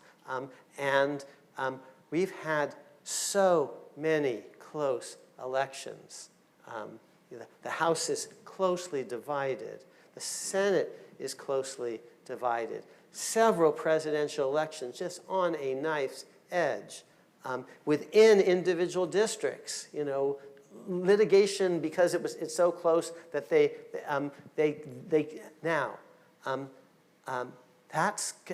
that's not going to be forever. I'm hoping that my side will, I think our two parties like two boxers in the 15th round, and they're both totally exhausted, and the only question is which is going to drop first, and one is going to, and we'll find out in 2 months, which will drop first. What you also asked, what are the consequences of no amendment?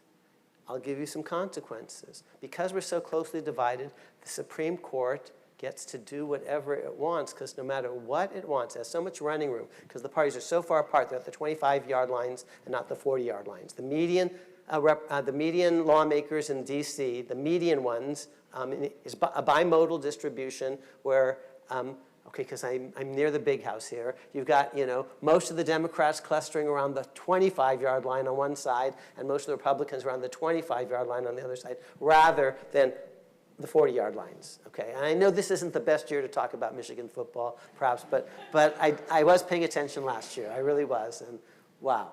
Okay, so when you have that kind of bimodal distribution, no matter what the Supreme Court does, one of the parties is going to kind of like it and be able to prevent its being overruled. So that gives them way too much power. That's partly what you were talking about. And the only way we can begin to restrict what I think is too much power of unelected judges, many of whom are there for too long, is that we actually, as citizens, know what the Constitution says. So when they make up immunity for ex-presidents, and they did make it up, there's more pushback from the citizenry. Okay, so that's one thing. I actually believe in judicial term limits, and I think we could do it without a constitutional amendment, and you could listen to my podcast episodes and see, how that works. I have a little essay. You could read it. It's actually in a conservative journal by the Cato Institute. I initiated this idea of term limits 20 years ago in a op-ed. I'm a Democrat, co-written by a Republican, founder of the Federalist Society, national chair of the Federalist Society, Steve Calabrese. But you could just, if you just put in Akhil Amar term limits, you could read this little essay about how it would work and how it would be constitutional. I think if they're there too long, it goes to their heads, and so they should rotate a little bit more. But the consequence of the cause of no amendments is very, very sharp and deep and close divisions between the two major parties. I think that's the cause. And that's going to be an unpromising configuration for important amendments because people can't agree on very much. I'll tell you one thing that they did agree on, and we could have done it, and now, if that's the cause, the consequence, because you also asked me about the consequence, is that gives the Supreme Court too much running room. And I think and that's not good for America, so citizens have to know more about the Constitution. And my grand plan for world domination is that they read my books and then are able to push back. And, because I'm not modest, but I'm honest. And term limits might be a little bit a part of a solution. I once testified for a constitutional amendment that actually was introduced by, I'm a Democrat, by a Republican, by the longest serving Republican senator in the history of the United States. And some Democrats actually were in favor of the thing. He's no longer with us. Who was the longest serving Republican senator in the history of America? Very great senator. No. Orrin Hatch. Who said that? Oh, yeah, Elizabeth. You should teach political science or something, you know. So, oh, you said it. I'm sorry. Okay. And your name is? Okay. Sarah. Okay. How did you know that, by the way? Good. Okay. I liked Orrin Hatch. He was a good, decent person. I'm a Democrat. He's a Republican. He introduced an amendment saying, if you come here legally, play by the rules, you become a U.S. citizen. You weren't lucky enough to be born a U.S. citizen. After a certain number of years, you should be eligible to the presidency, just like those of us who were lucky enough to be born in Ann Arbor, Michigan. And you should be eligible whether your name is Arnold Schwarzenegger and you're a Republican, or Henry Kissinger and you're a Republican, whether your name is, oh, what's her name? I know her name, I'm just joking. Jennifer Granholm, okay, whose husband was my Yale College debate partner, Dan Mulhern, or whether your name is Madeleine Albright. So this wasn't a partisan thing. It's, you know, behind a veil of ignorance, both parties. I think it's good. I think it's more equal. Letting people who weren't lucky enough to be born here, and more democratic, giving voters more choices. You decide whether you want to vote for this person or not. And Pat Leahy said the nicest thing he ever said about Orrin Hatch, because he never said anything nice about Orrin Hatch. He said, like, in fact, I was there. Of all the horrible things that Orrin Hatch, terrible, no good things that Orrin Hatch has ever proposed, this seems to me the least horrible, no good, nasty thing that he's ever said. So I thought, like, you're never going to do better from Pat Leahy. But, oh, Ted Kennedy, we talked about this at lunch, loved Orrin Hatch and vice versa. They disagreed about some things, but they worked together. I think we could still do that if we had leaders who honestly aimed to unify. That's maybe something. You ask your friends, you know, do they think that would be a good amendment? Because I don't think it's a partisan thing, you know. And behind a veil of ignorance, it could help, you know, the future Republican. And I believe actually it will be the version of the Republicans' Dream Act, because they don't want illegals. That's what they call them. You know, they want a wall. They want a big wall. They want an electrified wall. Did they tell you they want a wall? So they want lots of things, but they're going to have to give you some version of the Dream Act. They don't want actually people who came here illegally ever to be voters, because they think they're replacement people. They may not even love that they're citizens unless they go to the back of the line and wait their turn.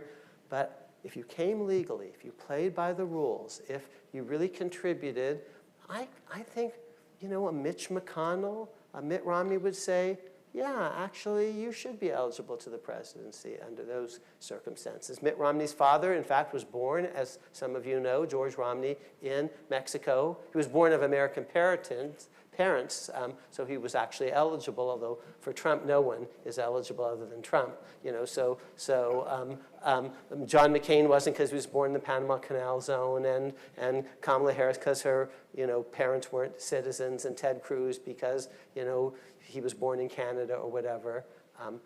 The key, by the way, today, you don't have to be born in the United States when you read the Constitution with care. You have to be a citizen on the day you were born, whether born in the United States or outside. It says natural born citizen. Just in effect, take the word natural out. It's from the French naître, to be born. So it just means you have to be a born citizen. And they could have pulled a Springsteen and said you had to be born in the USA, but they didn't say that. It would have been very easy to say you have to be born in the USA, but they didn't say that. They said you have to be a natural born citizen, which means a born citizen. And Ted Cruz was born a citizen the day he was born, and so was John McCain, and so was actually Kamala Harris in the United States, and so was George Romney, who was Mitt Romney's father. We could do that, maybe. I think ERA, I think every Democrat would be in favor of it. I think half the Republicans, you know, might think it's an okay idea. So I wonder why my friend Amy Klobuchar, and she is my friend, isn't introducing ERA today. So I think there still might be some things that we could agree on. But it's a great question, so thank you. Fatima. You mentioned three characteristics of the documents that you were talking about. One is that they were short. Second was they are old. In other words, the people who wrote them couldn't possibly have even imagined the world that we live in. And the third is that in some cases, parts of them began with a phrase that gave the reason for what was to follow. I wonder if you could talk about those three characteristics with respect to the current interpretation in the Supreme Court, for example, of the Second Amendment. Oh, I'm glad you asked. Thanks. Thank you. So the Second Amendment is one of the very few parts of the Constitution that actually says why. You know, a well-regulated militia being necessary to the security of a free state. So let's see if I can pull this up here. On almost everything, here's what I'd love you to do, because I only have so much time with you. You can just Google, just put in Akhil Amar, Second Amendment, Electoral College, you know, Constitutional Amendment or whatever. So this was a talk I gave with my friend Ezra Klein.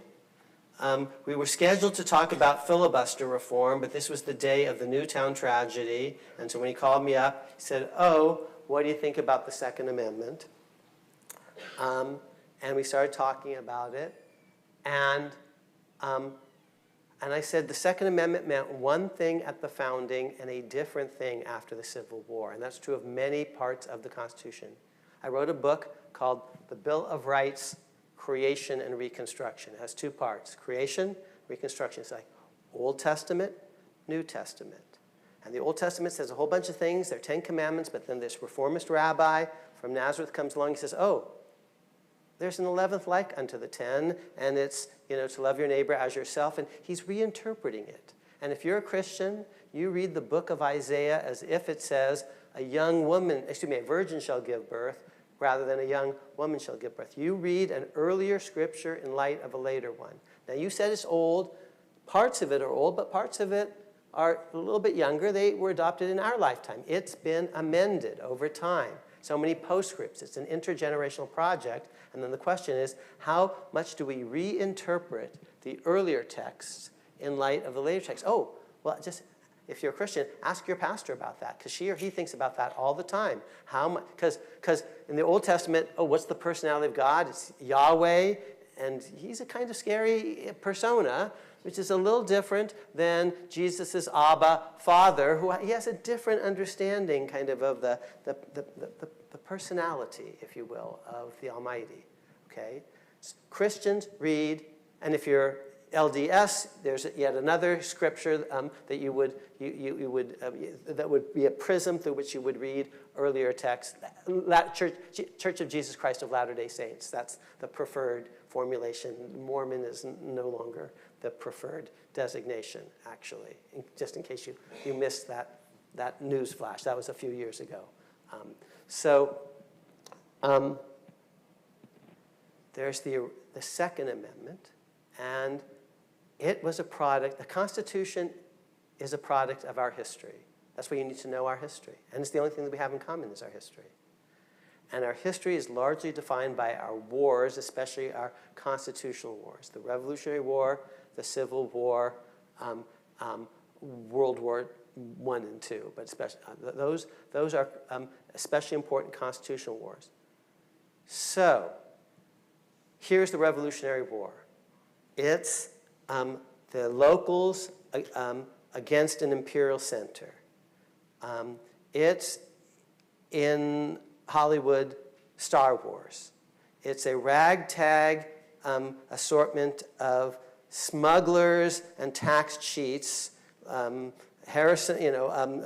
Skywalker and Han Solo and Lando Calrissian against these imperially evil stormtroopers controlled by an evil empire. That's the American Revolution, a ragtag band of kind of smugglers and people who don't like paying taxes and all the rest, very irregular, against a really powerful professional army. And that's going to give you that American Revolution, a Constitution, and a Second Amendment that looks like the top picture. I showed you this before. This is the Battle of Bunker Hill. Come to the Yale University Art Gallery and see this one. It's the most famous political painting in antebellum America. And it's military.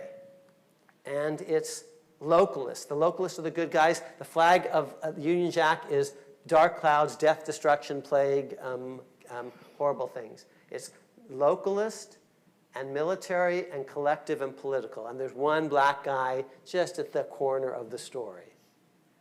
That's in painting the American Revolution. It's the death of General Warren. It's also got some religious dimensions to it. It's like a secular pietà. Warren is being lowered, in effect, from the cross, but the cross is a flag. It's like a Rubens painting Descent from the Cross or something like that. I could show you the Rubens. I will in a minute, okay. That's the American Revolution. That's the Second Amendment. It's all about militias, okay? And is it about individual right to have a gun in your home for self-protection? Maybe at the margins, because it says keep as well as bear arms, and people kept arms, in their home. But bear arms is characteristically military. It is true that the Minutemen actually kept guns in their homes at the ready, and then, fought at Lexington and Concord and Bunker Hill. But that's at the periphery of the story. It's mainly about militias against a standing army, as in kooky Michigan militias today. Okay? I understand where I am, and I understand there are people who think that way today in your state. Now, we amended the Constitution, and we amended the Constitution after a civil war in which the good guys are the central government, and the bad guys are the local government, and if it's a movie, it's Saving Private Ryan. The good guys are actually your central. Tom Hanks is not like the evil Emperor Palpatine or these, or Darth Vader or something like that. He's a Pennsylvania school teacher. He's just a decent and national. Who was asking me about the national education? He maybe had to leave, but he's fighting alongside people from other parts of the country. Two fast-talking ethnics from New York City and a deep Southern sharpshooter from Mississippi.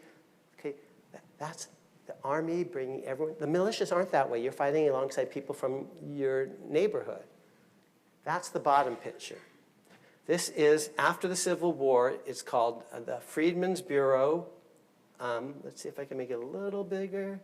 Okay, but that's okay. Well, you see that's a Bunker Hill. This is a totally different picture.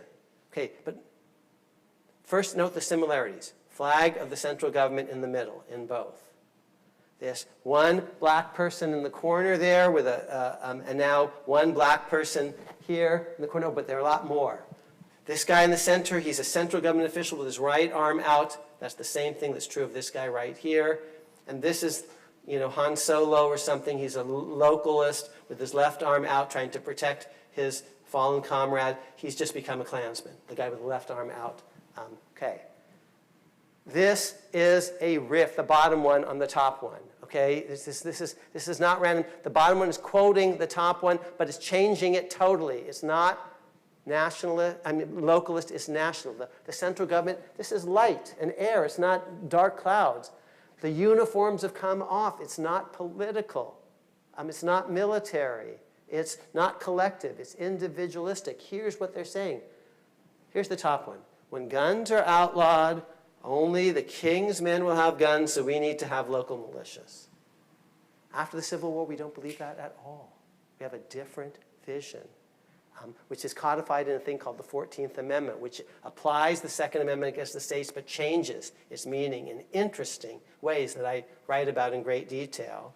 And so now, top vision. When guns are outlawed, only the king's men will have guns. We need local militias. Arms bearing militarily. Bottom one, when guns are outlawed, only Klansmen will have guns, only thugs. You need to have a gun in your home if you're a black person for self-protection because you can't count on the local constabulary. And the U.S. government and its flag and this guy who kind of looks a little like Ulysses S. Grant or something will protect you in your right to have a gun. And some of these guns are bayonets. Maybe you had them when you fought in the Massachusetts 54th or whatever. But you get to keep it in your gun to protect you and your family from terrorists, white terrorists. Different vision, okay? Scalia doesn't come within 100 miles of talking about anything like this because he was not serious. He wasn't. I'm giving you what serious originalism is, which is not looking at a dictionary, but knowing your history, knowing the story of the Revolutionary War and the Civil War, and how these result in texts that kind of codify different understandings of liberty and equality and the national government and the states and the parties and the branches in America. And these are complicated stories which I write, which is why I write these longer books, to show you the difference between this. So I'll show you in the new book just two quick things. I know we're getting close to the end, but let's see if I can pull up some pictures from the one I just sent off to, you're not interested in my taxes. Okay, so we'll skip that. I'm not interested in my taxes. Okay, so the first paintings, here's some cool things here.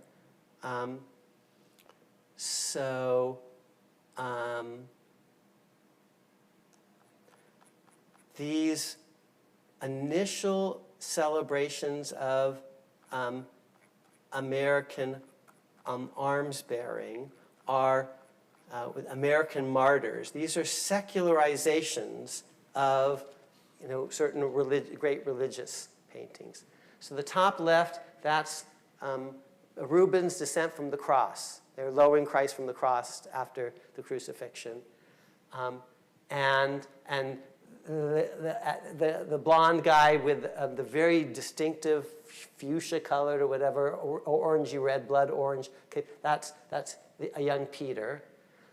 The top right is The Death of General Wolfe. That's by Benjamin West. And that color is very distinctive, that blood orange and the yellow. And that's you see it's a secularized pietà. You're being lowered from the flag rather than from the cross. And you're a military person, not a god man. And then I showed you these are tighter crops, these bottom ones of on the left, Bunker Hill, The Death of General Bourne, and on the right, The Death of General Montgomery. That's John Trumbull. And if you're a Lin Miranda fan and you have the full soundtrack of the original Hamilton, you know there's actually a song called No John Trumbull in all of that. Okay. To understand your Constitution, you need to understand not just the text, but the story behind it, and that's art and culture and who your presidents are and what the wars have been about. This is the only thing we have in common, okay?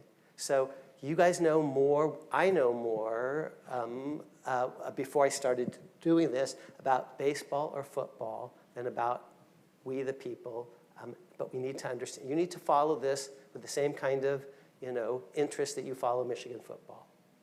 Otherwise, we all die, okay? Because it's the only thing that we have in common.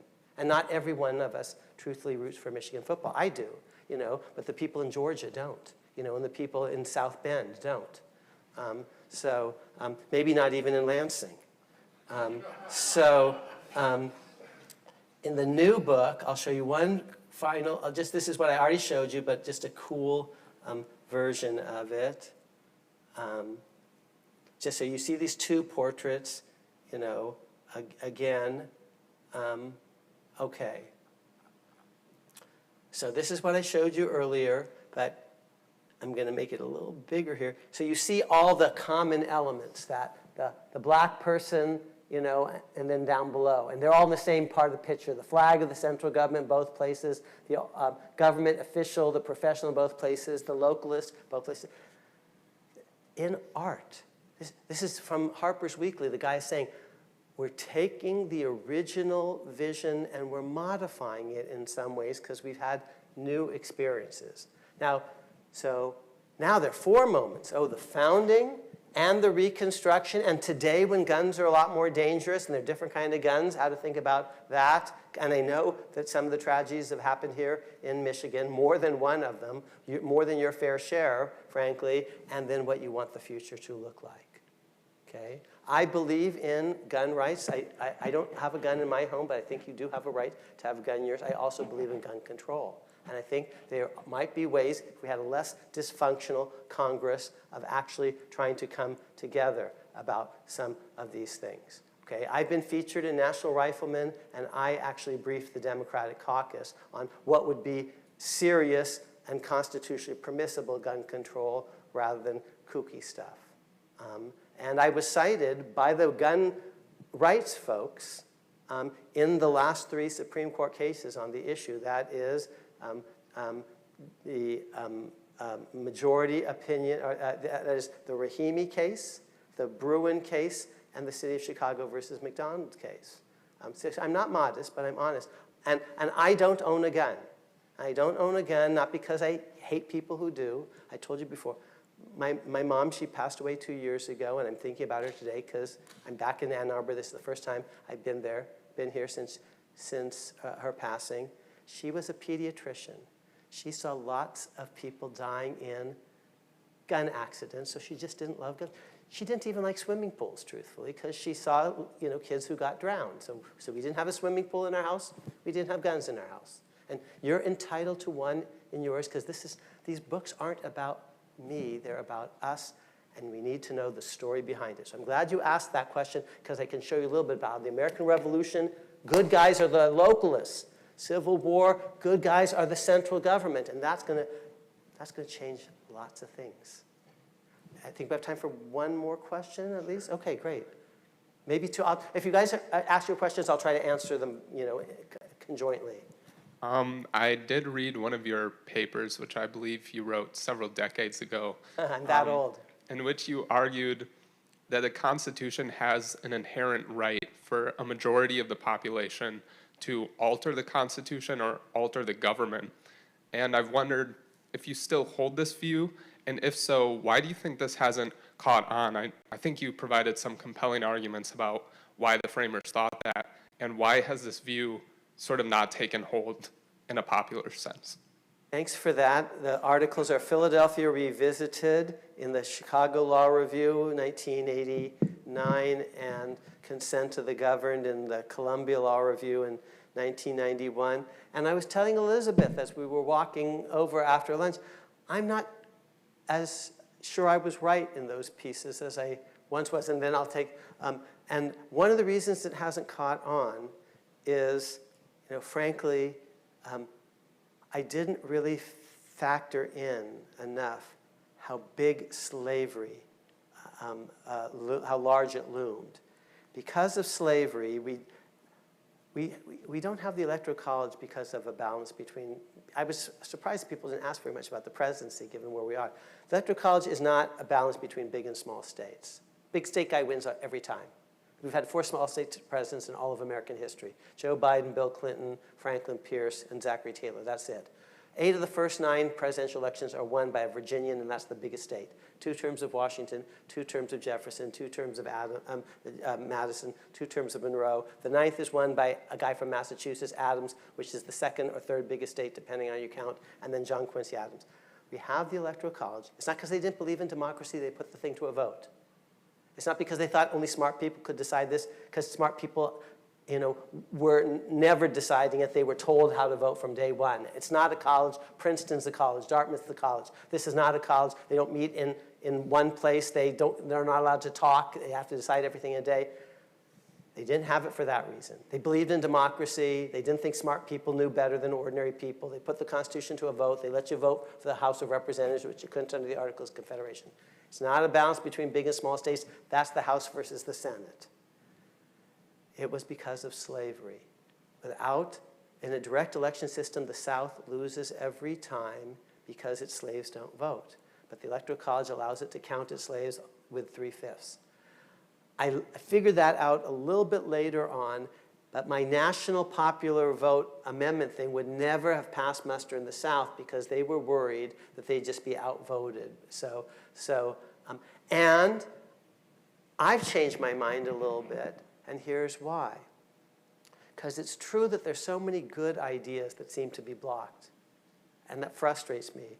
But there are a lot of bad ideas that have been blocked too. And in my lifetime, George W. Bush came close to amending the Constitution to say marriage can only be one man and one woman. He came very close. I testified against that. But if the bar to amendment hadn't been really high, he might have cleared that, and that would have been bad, I think. It would have taken away liberty and equality. He came this close, and I like him. He's a decent fellow, but his allies came this close to amending the Constitution to say that you can criminally punish people who burn a U.S. flag in protest. And I think that's bad. I believe in robust political expression. So when I was a young person, I said, oh, it could be so much better. I'm an old guy now, I say, oh yeah, but it could be worse. And I noticed that almost all the amendments have been good ones. They've made it better. They've made amends, except the 18th, which was balanced by undone by the 21st. They've added to liberty and equality. Oh, but if the bar were lower, maybe that wouldn't be so. I'm from California. We've had lots of good amendments, but lots of horrible amendments. Prop 13 and other things that have ruined public schools, public education in California, since I was asked earlier, he's not here anymore, about public education. Which constitution do you just instinctively kind of have more affection or loyalty to, the US or the Michigan?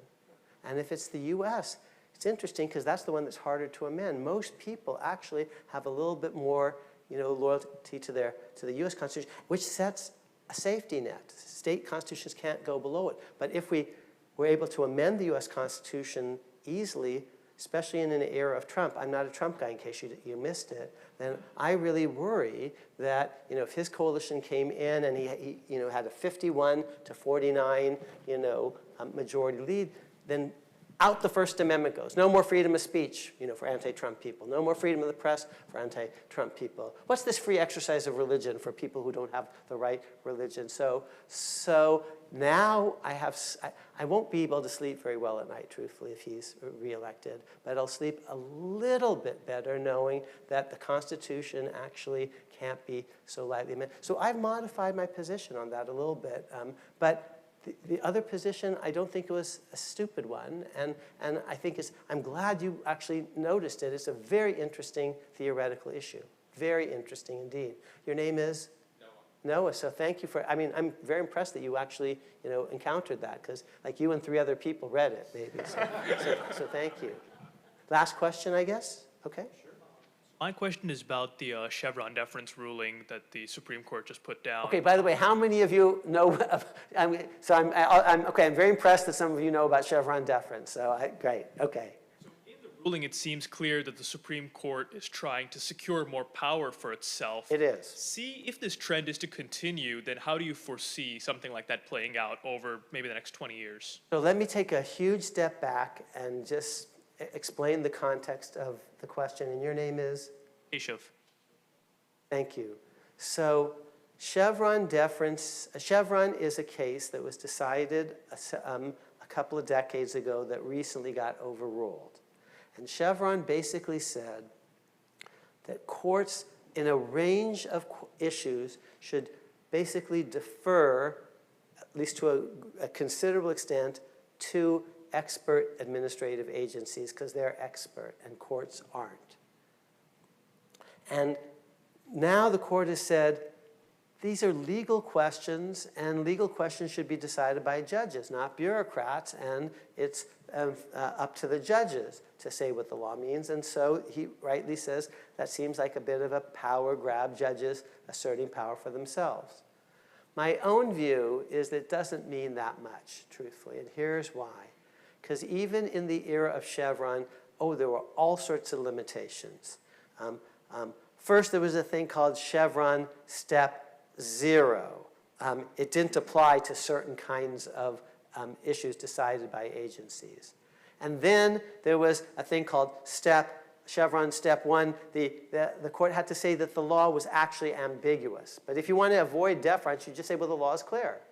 And so you take yourself out of the deference category. And then there was a thing called Step 2, which just says, well, you have to give some deference, but how much? And at the end of the day, you still get to decide. So Step 0, if you didn't love Chevron, you didn't have to, be very pro-agency. Step 0, Step 1, Step 2, there was all of that. Then they added more recently a thing called the major question doctrine. Chevron doesn't apply to certain really important issues, but only smaller issues. So Chevron was being whittled away, truthfully, even within its own terms, death by 1,000 cuts.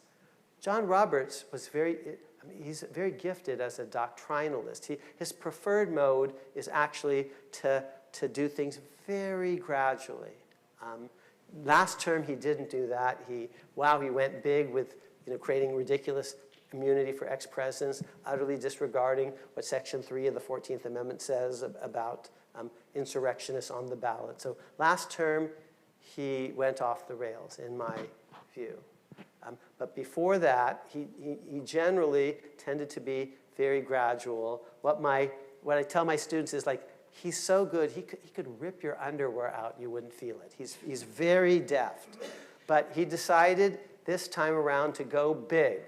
He didn't want actually Roe overruled. He actually said, well, we can kind of cut it back and cut it back. So he wasn't actually in the Dobbs majority, which was 5-4, that overruled Roe. Now, I thought Roe was wrongly decided, even though I'm pro-choice. And if it's wrongly decided, the Constitution is the supreme law of the land, and so you enforce the Constitution. So I had no problem with Dobbs. I'm even cited fairly, honestly, by the conservatives in it. But in Chevron, here were your choices. You're just going to keep whittling down Chevron more and more and more, or you're just going to say, toss it overboard. They decided to toss it overboard, but here's why if you like administrative agencies and you're skeptical of judges, not all hope is lost. Here are some reasons why. The judges still say, the justices, that they will defer to agencies where they think the agency has specific expertise, not because they have to, but because the agency is likely to know more. It's a thing called Auer deference. It's based on a case, A-U-E-R. So there's still that. I'm sorry, a case called Skidmore deference. So there's still a different basis for deferring to agencies. More generally, I mean, I'm really, really impressed. You're an undergraduate? Freshman. So even more impressed that you're focused on this. But truthfully, I don't think it means so much for the following reason. This is not like who can get an abortion, and wow, that matters if you're bleeding out, whether you can get emergency health care or not. This is not whether we're going to have school prayer in America or not, because that's every day, and if you're not in the majority religion, then every day you have to be pushed out of the classroom when everyone else does the prayer. Okay, I understand how that would feel if you're not in the majority religion. So there are big issues that are very consequential. This isn't one of them because it's basically just a rule about what judges themselves will choose to do, how much or how little they defer to an agency. And if you want to defer to the agency, you can always find a way to do it. You can call it Skidmore. And if you don't want to defer to the agency, you say, step 0 it doesn't apply. Major question doctrine doesn't apply. Step 1, it's not ambiguous. Okay, actually, we get all the way to step 2. I take it into account, but still, in the end, in the balance, I decide the other way. So the pundits have written a lot about this. The lobbyists seem to think it cares. A lot of these lobbyists in D.C. I'm somewhat skeptical, truthfully, that this is going to actually be a really big difference on the ground, because this is a rule only for judges, as opposed to abortion cases, which are rules for every woman in America, or school prayer cases, which are rules about every school child in America. One person, one vote, how we count votes everywhere in America. Those are really big deals. This one seems to me just very much, almost literally, inside the beltway conversations about what judges, will do. And truthfully, unfortunately, you may be right. Judges are going to do what they want to do, unless they're doing stuff that's completely preposterous, and we, the citizens, know enough, because we've read our Constitution, to push back against them, okay? Like Abraham Lincoln and Dred Scott, which is what I've been urging you to do together, to know our Constitution, here I'm ending, and to know the story behind it, so that when they make stuff up, because I don't think Chevron, either way, is totally made up. This is where I think totally reasonable people could have different views, okay? But Dred Scott just made things up. Blacks were citizens from day one, and of course you can prohibit slavery in the territories. And Plessy versus Ferguson just made things up. It says equal, and segregation, apartheid just wasn't equal. And I actually, even though I'm pro-choice, I think Roe made things up. It didn't actually root it in the Constitution. And this immunity case is preposterous. The Constitution doesn't say anything about the immunity of ex-presidents. It says that we're all under law, that there are no kings in America, we're all equal. So on some of these big ones, the next time I come out here, I hope you guys will know. I know you're a very impressive audience, but you'll know even more about the Constitution, and our friends who weren't here today will know even more about it, so that when things are written down and they're tolerably clear, they're never going to be perfectly clear, Chevron, but tolerably clear, when the court makes stuff up, we can say no. You don't get to do that. And not just courts, presidents, when they make stuff up, Congress, when they make stuff up, don't always trust them, So I think we've reached, yes, we've gone past. Thank you very much for inviting me.